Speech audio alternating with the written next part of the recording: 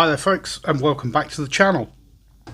So TW Steel, what do we know about TW Steel watches? Well, they're from Holland, a father and son owned company, and yeah, they've definitely hit the high street pretty hard. Also available online, but if you go onto their website, and I'll leave a link in the description so you can go and check it out for yourself in case you're interested. It seems that they're kind of fairly heavily they're influenced by kind of marketing more than anything else. It doesn't actually say that much about the kind of the ethos about the watches, apart from the fact that they're kind of unashamedly big. They are, in their words, big on oversized watches, and that starts with the box. This is the box, the outer box that it came in, fairly solid thing with the TW Steel logo on it, and we will move that over out of the way. And here is the inner box, and we've got this kind of faux aluminium, brushed aluminium centerpiece with TW Steel. This one says Swiss made on the front, but it is absolutely not Swiss made. It's got an NH-35 in it. So I mean, it could be that this is in the wrong box, but anyway, let's get into the watch. And it is big. This is not going to be for people with small wrists. So inside the box, you get your guarantee card, and kind of fairly nice presentation, not bad at all. But yeah, let's take a look at this watch. I mean, I'm not sure if this is just fashion, or if it's something that kind of collectors might like. I do know of people that collect these, or have them in their collection. But I found it quite interesting that there's very few reviews on these on YouTube. So I got curious. And if you've seen this channel before, when I get curious, I usually have to get a watch in and take a look at it, for the good or for the bad. Anyway, sizes. This is big. Right, so we have a case size of 45mm, including the crown, and this is one of those canteen ones, we'll get to that in a minute.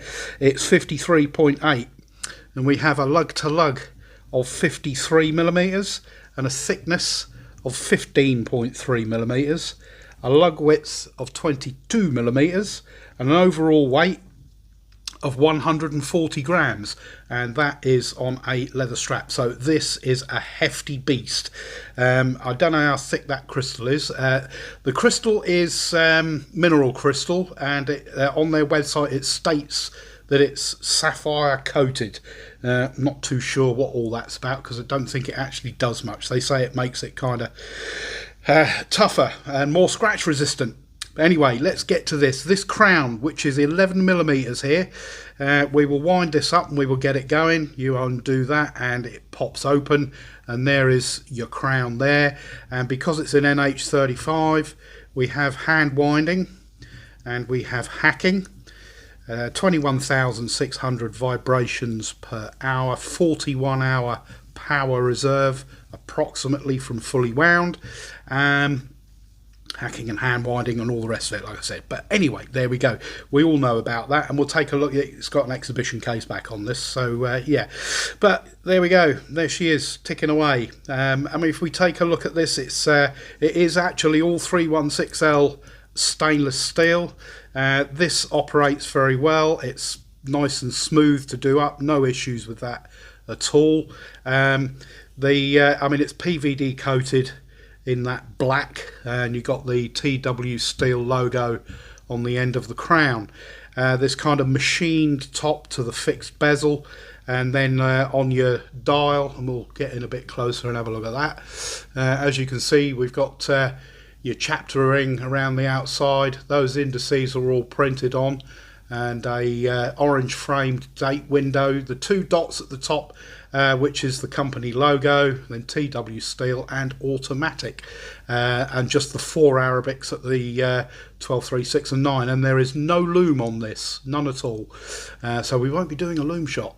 You got that partially skeletonized seconds hand, with kind of the black counterbalance end or towards the centre, and the kind of just rectangular, I don't know, do you call those fence post style? Not too sure, but those hands on there. Some of it kind of reminds me a little bit of Panerai. Some of it reminds me of an Invicta Russian diver. those of you that know. Water resistance is 100 meters on this, so that's quite useful. The strap on this, you've got this this metal folded end here, which retains the strap. We'll take a look at the other side in a minute. 2 rows of stitching and plenty of holes. The only thing I would say is these watches, because they are so big, why isn't this strap longer? I am on this hole here, and when you've got it done up, these keepers, it tucks into this one, and then this one's left kind of floating about. So I guess you could take that off if you wanted to, you know, just pop the strap off. But yeah, it's the strap could do with being a little bit longer, if I'm honest. The other end, you've got your normal pin buckle, which is got the TW Steel logo on it, and you've got these 2 machine parts here to kind of match that bezel. This is stainless steel. The strap, I have to say, is actually really quite nice quality. As you can see, it says genuine leather on there. I just wish that you know, and it happens a lot, I just wish that this tail was kind of just that much longer. That's all it needs to be. So that people with bigger wrists, and my wrists are 7 3/4, so it's a fairly sizable wrist, just so you've got enough to tuck away. Anyway, TW Steel logo embossed on the inside of the leather strap there, and there's your Seiko Instruments NH35 beating away in there, with the TW Steel logo laser etched onto that rotor. The CS-45 that you can see here, that is the model number. And there is your serial number. Automatic, all stainless steel, water resistant to 10 atmospheres. And as you can see, it's all PVD coated. There is no bare stainless steel on that at all. Now, I mean, my thoughts on this, I mean, it's not something, it's not particularly for me. I mean, I can get the appeal of them. I mean, it's kind of nice that you've got this. I mean, I'm going to kind of err on the side of fashion brand. I mean, are they micro brand? Are they fashion brand? I don't know. I mean, they are in main retailers, and I have to actually give a shout out to the retailer that I picked this one up from, because there was issues with the first one that I received. The inside of the crystal was, I mean, the only way I can describe it, was absolutely filthy. And if I've still got it, I'll put a picture in a corner somewhere so you can have a look at it. And it was pretty unbelievable. So yeah, that went back. But yeah, Steffans Jewelers in Northampton, they were quite helpful, and horrified. Price wise, I mean, these they're beginning to discontinue this particular one now, but they still do the canteen range.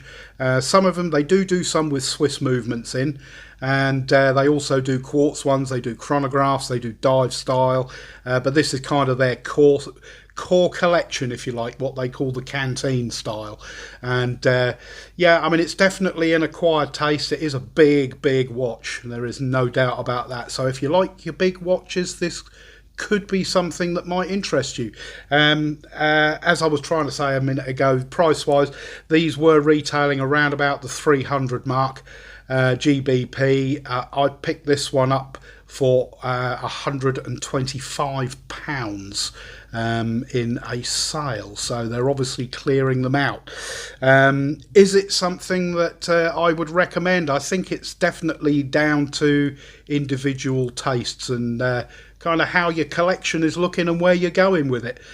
Me personally, no, this isn't particularly for me. It's not badly made. It's quite solid, reasonably well kind of put together. The QC issue that I had on the original one, you know, that's the kind of thing that is kind of pretty unforgivable when the inside of the crystal is foggy. That should never have got out of the factory. But yeah, There we go. It happens. So yeah, I mean, it's I don't know. Can I recommend it? It's down to personal choice. But there we go. The TW Steel CS-45. Not many reviews of these on YouTube. You know, is there a reason for that? You know, but yeah, there we go. Let me know what you think in the comments down below, as usual. Please like the video.